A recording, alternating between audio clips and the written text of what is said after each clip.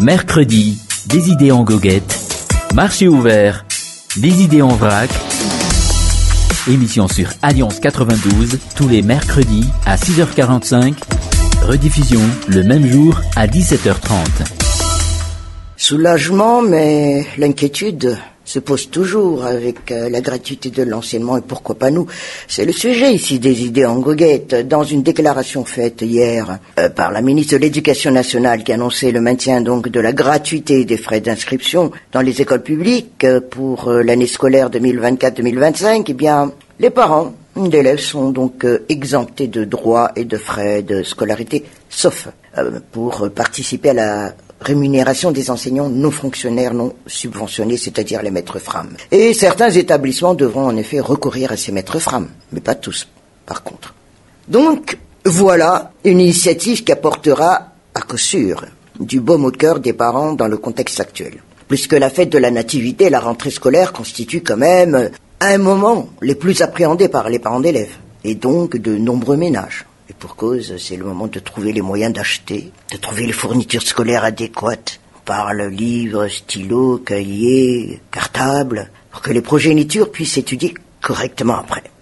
Certes, c'est loin d'être la solution à long terme, mais cela permet de donner un peu de souffle dans certaines familles, notamment celles qui s'occupent de la rentrée de 3, 4 enfants.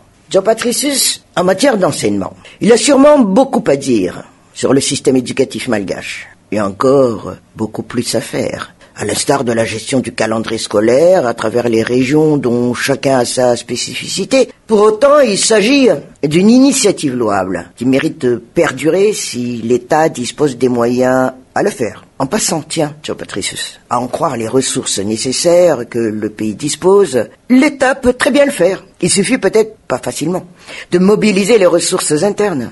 Tout le monde s'accorde à dire que le pays est riche, que ce soit en ressources naturelles, en sous-sol ou sur terre. Alors, ne pas tout faire pour que la population, en particulier le secteur de l'éducation, ne puisse pas en profiter. Oui. Il est en effet dommage de constater que des régions comme Analadrouf ou la Sava ne disposent pas d'un centre universitaire digne de ce nom, alors que la région dispose de nombreux atouts à faire valoir et donc des ressources propres à la localité. C'est ce que, au-delà d'une mauvaise gouvernance, héritée ou pas, c'est qu'il y a quelque chose qui cloche quelque part. On a beau dire que la région est la capitale mondiale de la vanille au niveau des infrastructures, eh bien, cela ne se voit pas du tout. Loin s'en faut. Quoi qu'il en soit, Jean Patricius, si la gratuité de l'enseignement reste encore difficile à atteindre, compte tenu de différents paramètres à prendre en compte, il est heureux de constater que le pays s'achemine de plus en plus vers cette option. Et ces dernières années, la gratuité des frais de scolarité et des droits ont été toujours adoptés. D'autres pays sont parvenus, alors pourquoi pas nous, justement.